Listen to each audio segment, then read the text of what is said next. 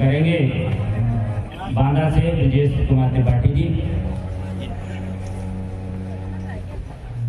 ओम त्र्यंबकं यजामहे सुगंधिं पुष्टिवर्धनम् ओम स्वस्तिनो वृद्धश्रवाः स्वस्तिनः बोधा विश्ववेदाः स्वस्तिनस्तारक्षो वरिष्ठानि। और उनका भी अभिनंदन है। और हमारे आदरणीय त्रिपाठी ये कार्यक्रम यहाँ पर संपन्न हो रहा है, उनका भी और हमारी ये अधीक्षिका हैं उनका भी सम्मान हमारी बहनें करेंगी। उनके आने के बाद अभी जो क्रम है उनको और ये श्रीवास्तव जी और श्री लक्ष्मण प्रसाद यादव जी, आदरणीय राजेश तिवारी जी, इनका भी तिलक बंधन करेंगे, सम्मान करेंगे। हमारे बीच में आदरणीय पीके ओम त्र्यंबकं यजामहे सुगंधिं पुष्टिवर्धनम् उर्वारुकमिव बन्धनान् मृत्योर्मुक्षीयमामृतात् पर उनको आमंत्रित करें और शीघ्रता के साथ तिलक बंधन करके क्रम को आगे बढ़ाएंगे। सभी हमारे बंदी भाईगण उनका यहाँ हृदय से अभिनंदन लोग बंधन कर रहे हैं। सभी के पास तक पहुँचना संभव नहीं है, लेकिन भावना के द्वारा उन सभी का अभिनंदन करेंगे। अभी कार्यक्रम में उनका सबका तिलक बंधन करेंगे। भगवान सबको समुज्जवल भविष्य प्रदान करें, यही हमारी सबकी शुभकामनाएं हैं। आपके अंदर दिव्यता का भाव उत्पन्न हो और जीवन जैसा दुर्लभ जीवन मनुष्य का मिला है उसको गरिमा के साथ जीने का अभ्यास। बोले गायत्री माता की। दीक्षा लेने वाले हमारे बच्चे भाई में बहने हैं शशि प्रभा जी, लक्ष्मी वर्मा, सत्या सिंह, लीला चौधरी, अनीता, मानाबाई, सविता सिंह, दुर्गा और दयावती, वो आगे जरूर आ जाएंगी। और देखिए केवल स्वाहा स्वाहा कर लेने भर से यज्ञ हो जाएगा क्या? केवल स्वाहा की आहुतियां दे देने भर से यज्ञ जीवन पूरा हो जाएगा क्या? मित्रों, स्वाहा देने का जो पुण्य मिलता होगा वो मिल जाएगा, लेकिन जब तक यज्ञ हमारे जीवन में नहीं आएगा, जब तक यज्ञ हमारा जीवन नहीं बनेगा, क्योंकि यज्ञ कहते हैं सत्कर्म को। यज्ञ किसको कहते हैं? सत्कर्म को। गायत्री कहते हैं सद्बुद्धि को और यज्ञ कहते हैं सत्कर्म को।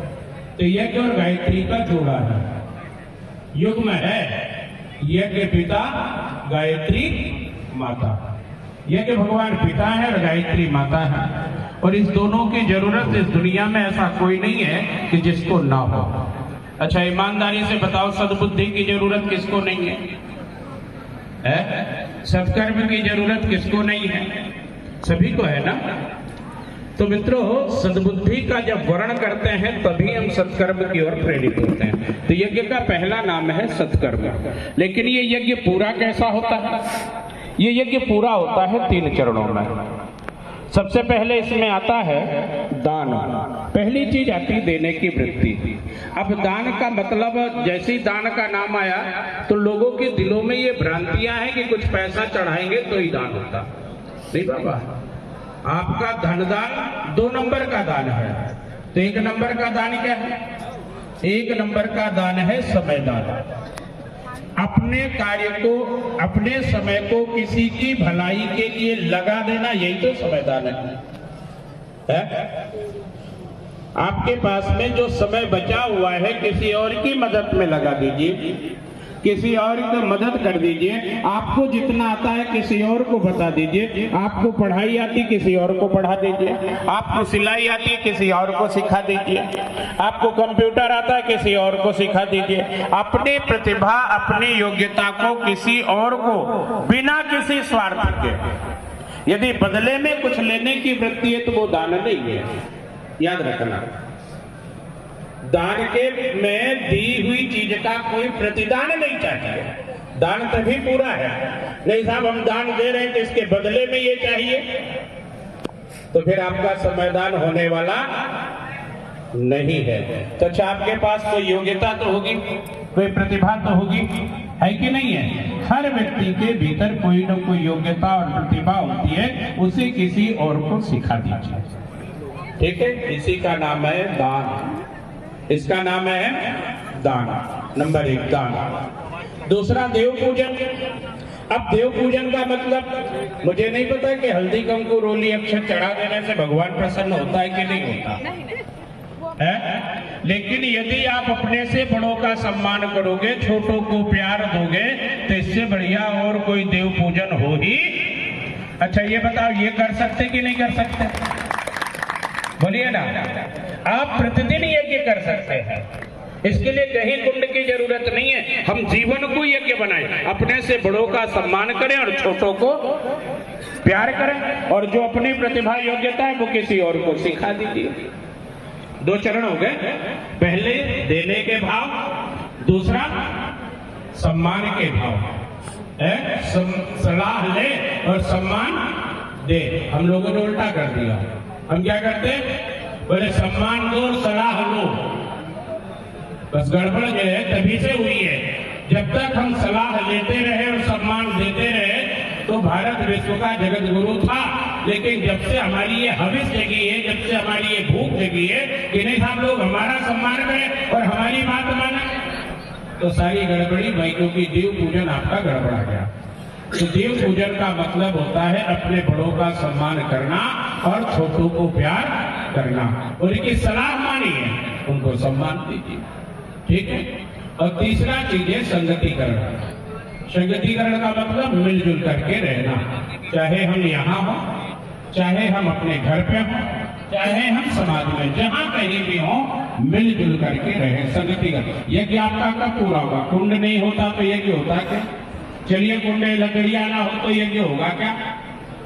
चलो कुंड और लकड़ी दोनों, इसमें अग्नि ना हो तो यज्ञ होगा क्या? चलिए ये तीनों है, हवन सामग्री ना हो तो यज्ञ होगा क्या? नहीं ये चारों है, यज्ञ पे बैठने वाला नहीं है तो यज्ञ होगा क्या? नहीं ये भी है और यज्ञ कराने वाला नहीं है तो? मित्रों, जब तक ये सम्मिलित शक्ति नहीं मिलेगी, यज्ञ कहता है संगतिकरण, मिलजुल करके रहिए। जब तक ये मिलजुल करके रहने के भाव नहीं आएंगे तो आपको जीवन को क्या बनाना है? यज्ञ बनाना। यज्ञ जीवन जीने की प्रेरणा। यज्ञ केवल स्वाहा स्वाहा का नाम, ये यज्ञ हमारे जीवन में क्या कर जाए? प्रवेश कर जाए। और इसमें 2-3 चीजें और सीख लीजिए, क्योंकि ज्यादा समय नहीं लेंगे। सूर्य भगवान तपना प्रारंभ हो रहे हैं, उधर नीचे कुंड भी प्रज्वलित होना है, ठीक है। लेकिन 2-3 चीजें यज्ञ की बेहद अनिवार्य है जो आपको जानना आवश्यक है। अभी आप जब कुंड को जलाएंगे तो इस कुंड के जो संविधाएं है वो किधर की ओर उठेगी? अग्नि, कुंड की अग्नि किधर उठेगी? ऊपर की ओर के नीचे की ओर? नहीं, क्रिटिकल करना कि नहीं साहब ऊपर उठ रही है, इसको हम खोद देते हैं तो नीचे जाएगी, नहीं वो और तेजी से ऊपर उठी। यज्ञ भगवान ये कहते हैं कि यदि मानवीय पुरुषार्थ किया जाए तो व्यक्ति को ऊपर उठने से कोई ताकत रोक नहीं सकती। पहला गुण यज्ञ का है कि हमें ऊपर उठने का क्या करना चाहिए? जो गलतियां हैं उसे जला दीजिए, विकारों को मिटा दीजिए, अच्छाइयों को ग्रहण करिए और ऊपर। अच्छा ईमानदारी से बताओ, यदि ऐसा जीवन जियोगे तो भाई साहब आपकी रिपोर्ट ठीक ठाक लिखेंगे कि नहीं लिखेंगे? और जब आपकी लगातार सीआर ठीक जाएगी तो आपकी क्या होगी? आपकी अवधि में भी कमी। ये यज्ञ का मतलब है कि यज्ञ जीवन हम जिए, मानवीय पुरुषार्थ को बढ़ाएं। नंबर 1, ऊपर उठने का प्रयास कीजिए। दूसरा, यज्ञ की विशेषता क्या है? अभी जब हवन कुंड प्रज्वलित हो जाए तो कुछ चीज डाल देना। अरे साहब गलती हो गई, अब आप निकाल लो। निकाल सकते हो क्या? निकालने जाओगे तो क्या होगा? हाथ। यज्ञ भगवान कहता है कि यदि यज्ञ जीवन जीना है तो जो भी हमारे संपर्क में आए उसे तुरंत अपने जैसा बना लेना चाहिए। यज्ञ की तेजस्विता हर चीज को प्रदान कर, लकड़ी डालो तो तेजस्वी, घी डालो तो तेजस्वी, हवन सामग्री डालो तो वो सब कुछ क्या बना देता है? तेजस्वी बना देता है ना। तो ये भाव हमारे, अब जो भी हमारे संपर्क में आए वो क्या बनता हुआ चला जाए? तेजस्वी बनता हुआ चला जाए, हमारे जैसा बनने की इसमें सामर्थ्य पैदा होती हुई चली जाए। ये यज्ञ भगवान से। तीसरा यज्ञ अपनी उष्मा ऊर्जा बिखेरता है। यज्ञ कुंड के पास बैठे सभी लोगों को उष्मा देगा कि नहीं देगा?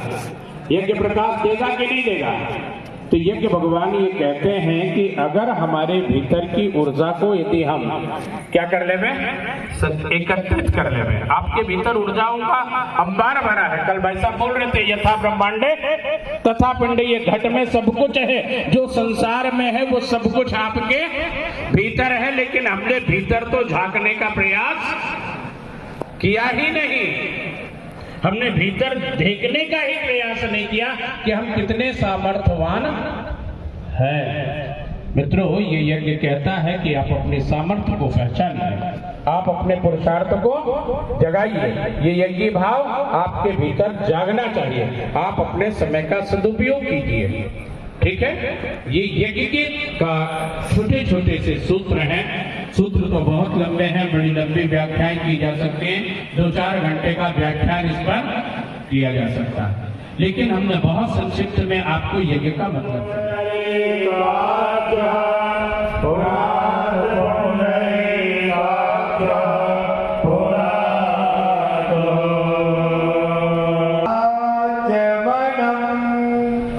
चम्मच से क्या आएगा, लेकिन जब क्रिया के साथ भाव मिला दिया जाएगा तो परिवर्तन दिखाई देना प्रारंभ होगा। और सबसे गड़बड़ क्या करता है, ये जीवन का सबसे महत्वपूर्ण पार्ट है कि अगर हमारे जीवन को ठीक करना है तो सबसे पहले आपको मुख को ठीक करना होगा। सारी गड़बड़ी क्या है? मुख में तो है जो खाने योग्य नहीं है। पुनः दूसरा चम्मच जल लीजिए, तीसरा चम्मच, एक चम्मच जल लीजिए, अपने हाथों को धो डालिए।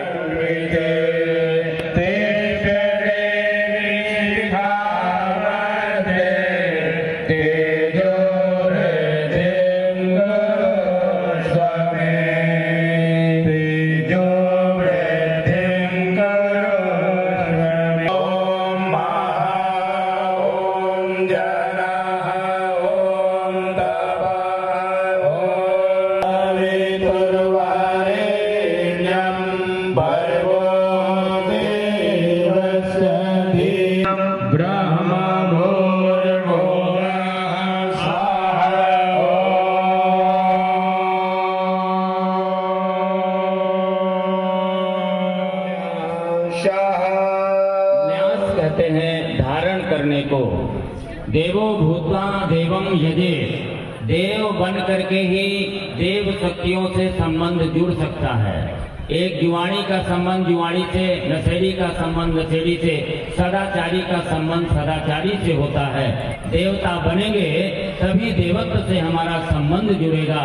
यही भाव करते हुए बाएं हाथ में जल लें, दाएं हाथ के 5 उंगलियों को डुबाएं, निर्दिष्ट अंगों का स्पर्श करें और भावना करें इन अंगों में देवत्व की शक्ति प्रतिष्ठित हो रही है। ओम अक्षरोर्मे चक्षुरस्तु, ओम कर्णयोर्मे श्रोत्रमस्तु, ओम ऊर्वोर्मे ओजोस्तु, ओम तन्वामे सत्संतु, परिष्काराय वातावरण परिष्काराय, उज्जवल भविष्य कामना पूर्तये च, उज्जवल भविष्य कामना पूर्तये च, प्रबल पुरुषार्थम करिष्ये, प्रबल पुरुषार्थम करिष्ये, योजनाय च, कलशादि आवाहित देवता, पूजन पूर्वकम गायत्री यज्ञ, महायज्ञ, कर्म संपादनार्थम संकल्पम अहम करिष्ये, संकल्पम अहम करिष्ये चंदन धारणम। अब आपके हाथ के अक्षत पुष्प यदि खाली, मतलब है एक दूसरे का सम्मान करना है। चंदन कभी अपने आप को नहीं लगाया जा सकता, नहीं साहब हम ही अपना सम्मान करेंगे। नारी देवी की प्रतिमा बच्चा बच्चा राम हो, बच्चा बच्चा पूर्णं पवित्रं पापनाशनं आपदां हरते नित्यं लक्ष्मी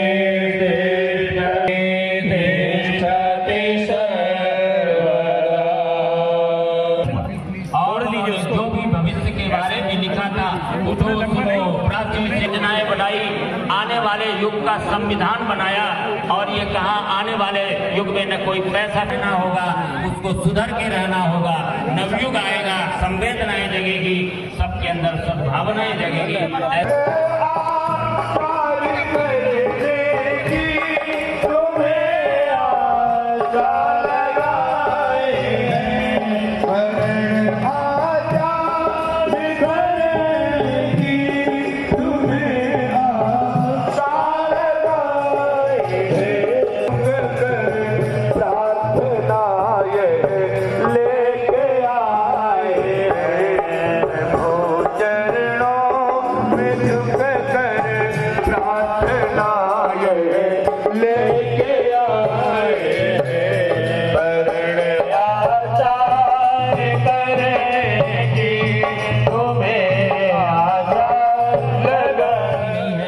जो गायत्री मंत्र के समान हो।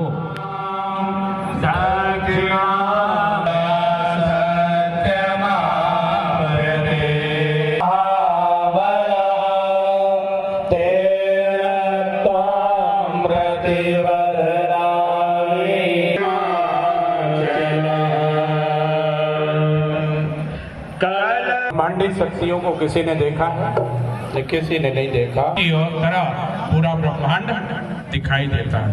इसमें ब्रह्मांडी चेतना पर कलश रखे हुए हैं चारों कोनों पर। उधर के किनारों पर जो बैठे हुए प्रतिनिधि हैं, एक सती पुरंदराभ्यां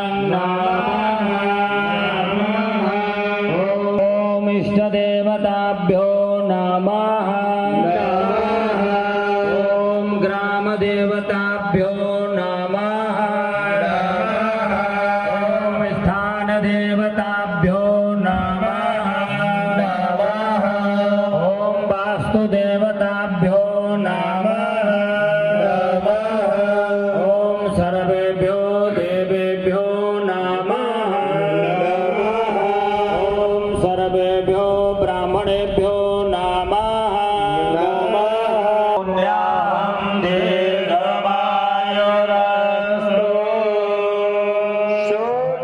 चढ़ा देवे यज्ञोपवीतं समर्पयामि।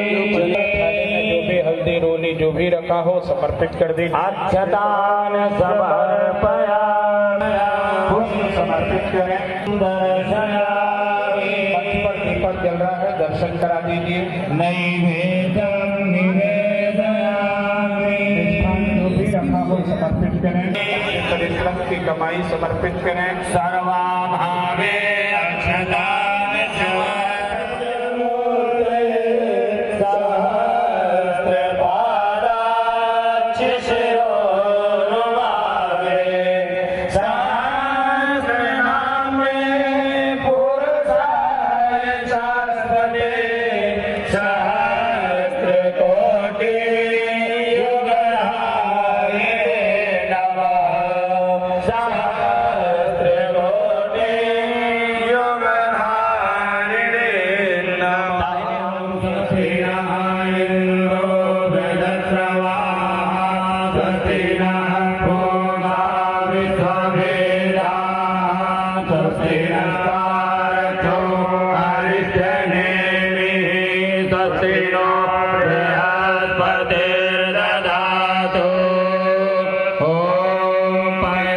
पृथिव्यां पयो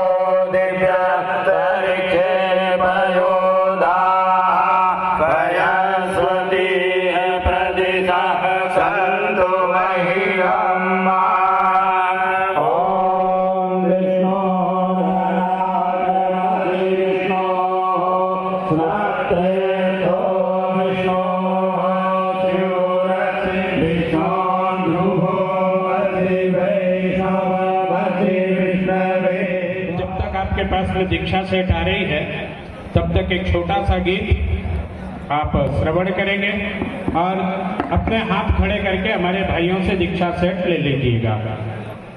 उधर बहनों में दे देंगे, इसको साइड कर दीजिएगा।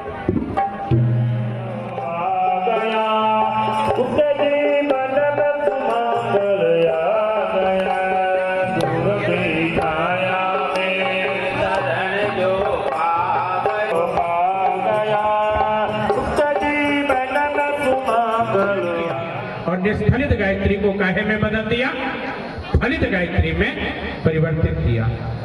उन्होंने इतना ही काम किया।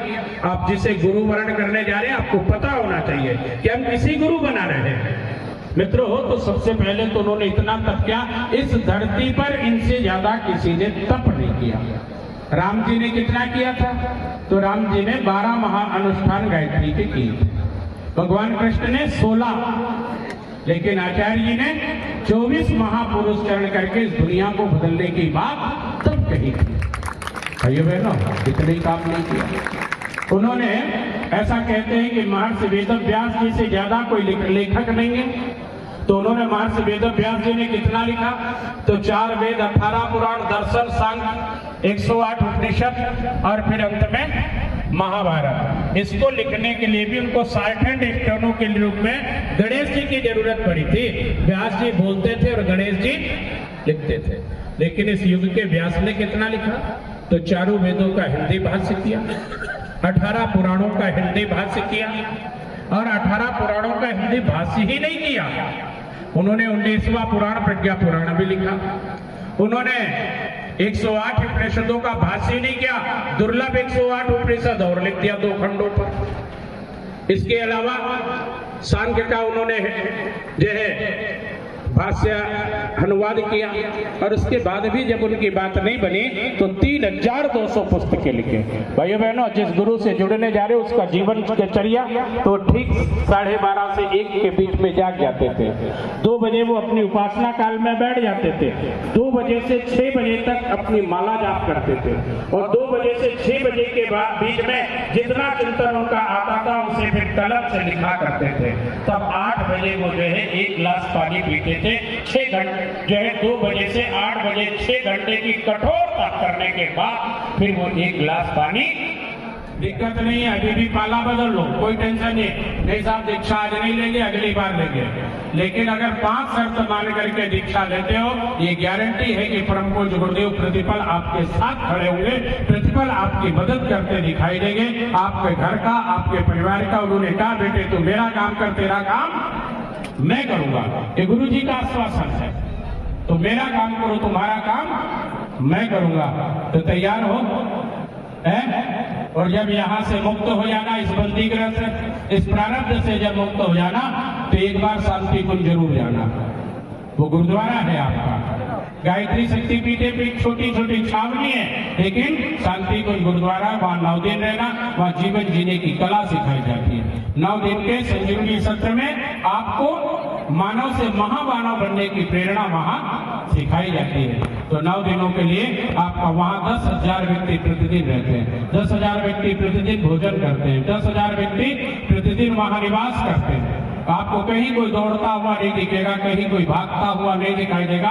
स्वतः प्रातः 8 बजे से भोजनालय शुरू हो जाता है, तो रात के 9 बजे तक चलता है। आप कल्पना करना, कौन कर रहा है, कहाँ से कर रहा है?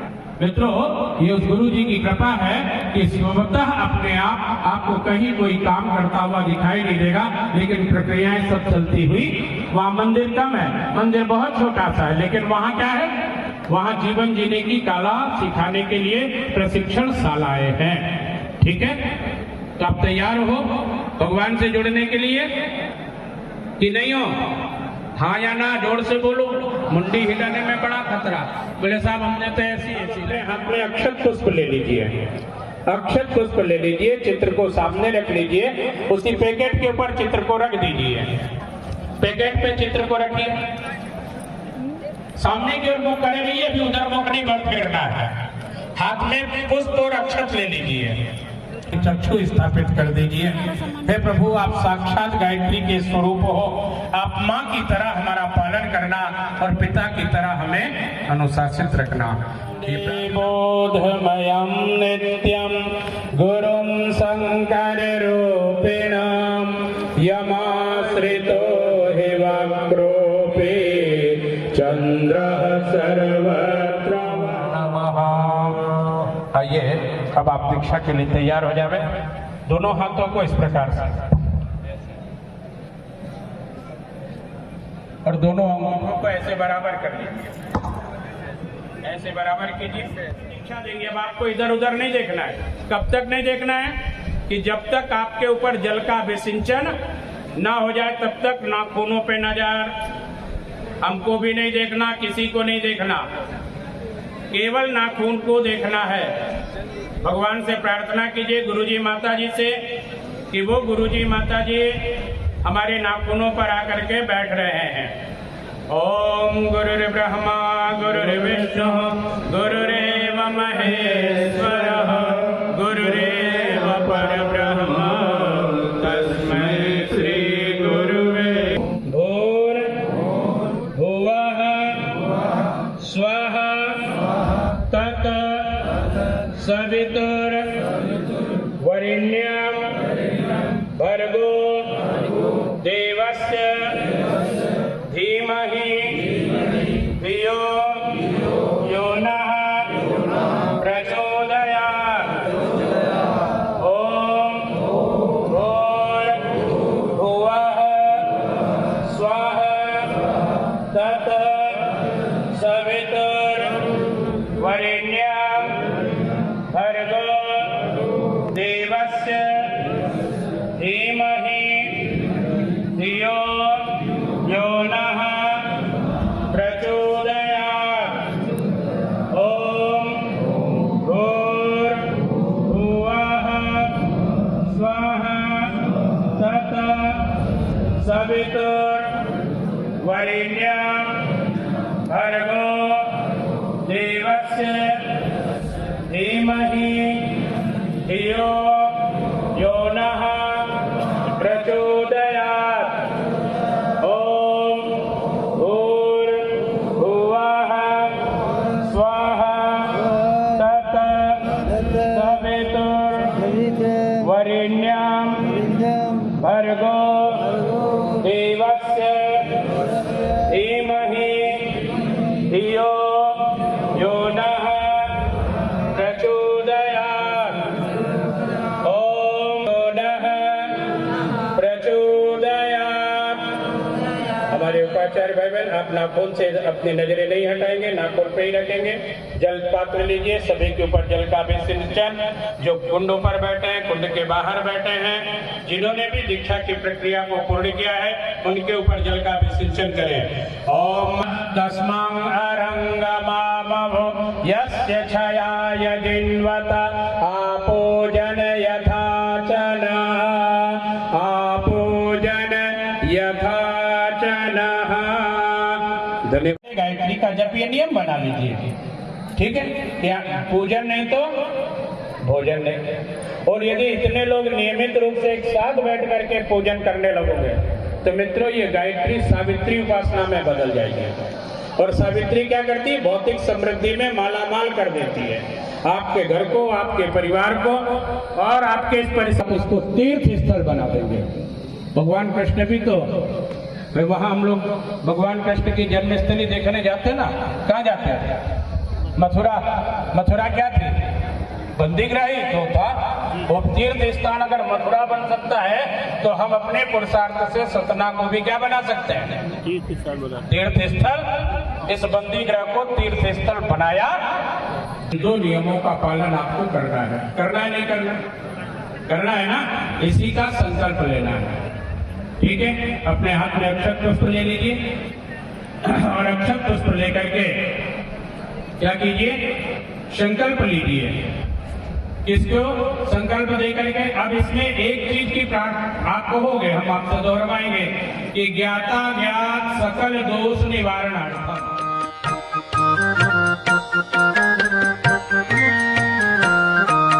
शुभ ज्योति जय अनादि अनुपम ब्रह्मांड व्यापी आलोक करता, दारिद्र्य दुख भय से मुक्त कर दो, पावन बना दो हे देव सविता, पावन बना दो हे देव सविता।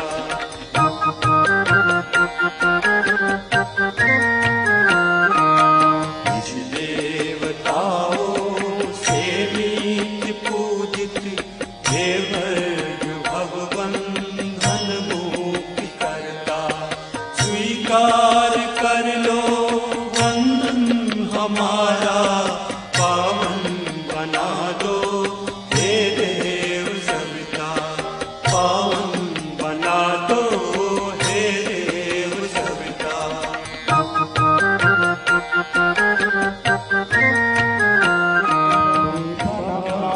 पंखा आपके पास में होगा, जैसे जठराग्नि को प्रज्वलित किया जाता है ना।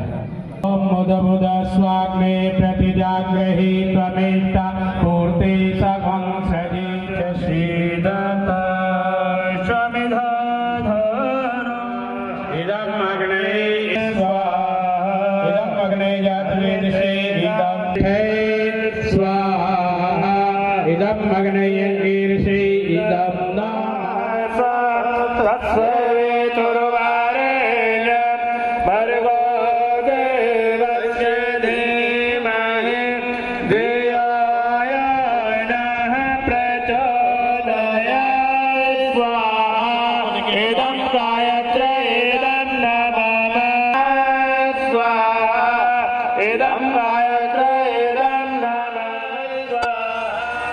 हर मुख से निकले गायत्री माँ, घर घर यज्ञ रचाए रचाए, घर घर यज्ञ रचाए।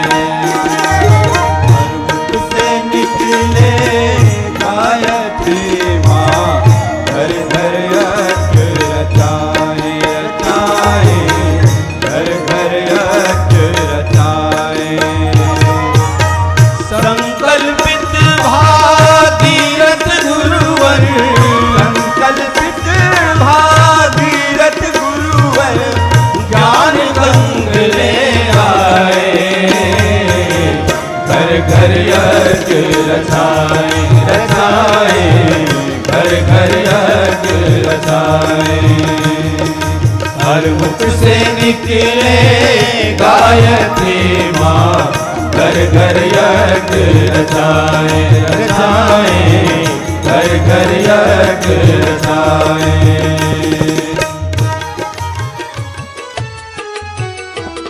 होता है सारे विश्व का कल्याण यज्ञ से, जल्दी प्रसन्न होते हैं भगवान यज्ञ से। होता है सारे विश्व का कल्याण। ओम मेरा स्वागता पुष्कर सृजो, सुनते हुए अपने मुख मस्तक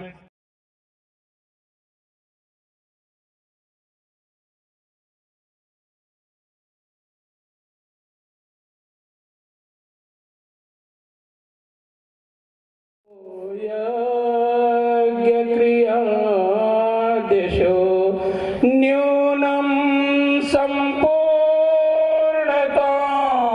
ज्योति, सद्यो वन्दे तमाच्युतं, प्रमादात् कुर्वतां कर्म प्रैच्छवेतात्परेषु यत् स्मरणात् तद्विष्णो संपूर्णं स्यादिति श्रुतिः। सबको अपने परमात्मा के कदमों में रख दीजिए, अपने झुका लीजिए संविधान से। हे परमात्मा, इनके सबके घर परिवारों में सुख शांति समृद्धि की स्थापना हो। न्यायेन मार्गेण महीमहीषो भवन्तु, सर्वे भवन्तु सुखिनः, सर्वे सन्तु निरामया। अपने स्थान पर एक परिक्रमा कर लीजिए। ओम ज्ञानी कानि च प्राणियों में विश्व का बोलिए भारत माता की, सियावर रामचंद्र भगवान की, उमापति महादेव की, आज के आनंद के। वो जल्दी जल्दी उठ करके यहाँ मंच पर आते चले जाएंगे। जिनका नाम लिया जाए अपने अपने प्रमाण पत्र लेते चले। तो छूट गई भगवान की कृपा, उनको प्रमाण पत्र मिल चुका। और जगन्नाथ श्रीपाल तिवारी भास्कर। आज हमारे बहुत सौभाग्य की बात है कि 2 दिनों से अखिल भारतीय गायत्री शक्तिपीठ के द्वारा यहाँ 2 दिनी जो है कार्यक्रम आयोजित किया है। प्रथम दिवस में 1000 दीप यज्ञ किया गया, दीप प्रज्वलित किए गए एवं आज 24 कुंडी महायज्ञ का आयोजन गायत्री परिवार के द्वारा किया गया, जिसके लिए मैं बहुत बहुत उनका आभार व्यक्त करती हूँ। और आप सभी लोगों से एक बात कहना चाहती हूँ कि कल तिवारी जी ने जो अपने को 12 मंत्र बताए हैं, उनको हम अपने जीवन में अमल करेंगे, तभी हम एक बहुत अच्छे नागरिक के रूप में एक स्थापित हो पाएंगे। और जो हम जानते हैं कि कई यहाँ पर ऐसे बंदी हैं जो प्रतिदिन गायत्री मंत्र का जाप करते हैं, और यहाँ पर जो 50 बंदियों के द्वारा जो युग पुरोहित प्रशिक्षण लिया गया है, मैं निश्चय ही उन लोगों से ये अपेक्षा करती हूँ कि वो अपने जो साथी बंदी हैं उनको किस प्रकार से यज्ञ किया जाता है और कैसे विधि विधान से हम देवताओं को आहूत करते हैं, यह विधि पूरे हमारे अन्य बंदियों को भी देकर उन्हें शिक्षित करेंगे। यही कामनाओं के साथ मेरी आप सभी को बहुत बहुत शुभकामनाएं हैं। और गायत्री शक्तिपीठ से पधारे हुए हमारे समस्त भाई बहन का मैं बहुत बहुत आभार व्यक्त करती हूँ कि उन्होंने अपना एक कीमती समय निकालकर हमारे यहाँ जेल पर आकर इस कार्यक्रम का आयोजन किया। मैं हृदय से उनका बहुत बहुत धन्यवाद ज्ञापित करती हूँ।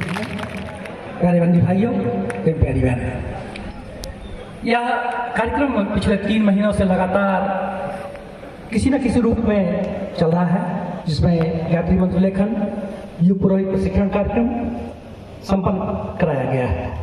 प्रत्येक रविवार को हमारे गायत्री परिवार से बहनें आती हैं, भाई आते हैं और हमारे बंदी भाइयों के बीच में बैठ करके उनको सत्साहित्यों का अध्ययन, गायत्री मंत्र का महत्व और हमारे जीवन में कैसे सुधार हो, हमारा जीवन कैसे परिष्कृत हो, हमारा जीवन कैसे सुखमय हो, ये प्रत्येक रविवार को हमारे गायत्री परिवार के लोग आते हैं और यह सीख या शिक्षण या प्रशिक्षण उनको दी जाती है। पिछले 2 दिनों से शांति कुंज से पधारे हुए हमारे गायत्री परिवार के लोग, हमारी बहनें और हमारे सभी बंदी भाई और हमारे सभी स्टाफ के लोग 2 दिनों से अपना अमूल्य समय दे रहे हैं, अपना श्रम दे रहे हैं। इसके लिए उनको हम हृदय से आभारी हूँ और बहुत बहुत धन्यवाद देता हूँ। Thank you.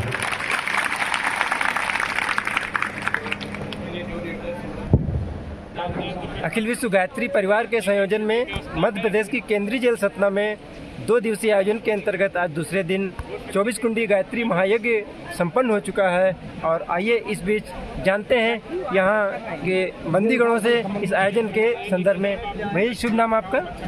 ब्रजेश तिवारी विक्की। ये जो गायत्री महायज्ञ का कार्यक्रम हुआ, इसको लेकर के बंदी लोगों में क्या प्रतिक्रिया है और कैसा अनुभव कर रहे हैं आप सभी लोग? बंदियों में इस यज्ञ को लेकर एक पहली चीज़ तो उत्सुकता थी कि कैसे होगा, क्या होगा। पहली बार हुआ है हमारे यहाँ पे और इसके यज्ञ करने में बंदियों में एक उत्साह रहा, एक सकारात्मक भाव अंदर आए बंदियों के। इस यज्ञ से जो आचार्यों द्वारा, गायत्री परिवार से आए आचार्यों द्वारा बताया गया, यज्ञ कई प्रकार के होते हैं। अपन एक यज्ञ कर सकते हैं और सेवा का यज्ञ कर सकते हैं, कई प्रकार के यज्ञों की जानकारी दी गई। बंदियों में एक निश्चित ही सकारात्मक प्रभाव आया है। आगे इस प्रकार के कार्यक्रम होते रहे, ऐसा आप लोगों का क्या विचार है? हाँ, ऐसे कार्यक्रम होते रहने चाहिए जिनसे बंदियों में सकारात्मकता आती है और माहौल बदलता है थोड़ा सा, और यहाँ जो है अच्छा वातावरण बनता है। हमारी अधीक्षक महोदय ने अभी पूर्व में श्रीमद् भागवत जी की कथा का भी आयोजन करवाया था, तो लोगों में, बंदियों में अच्छा उत्साह देखा।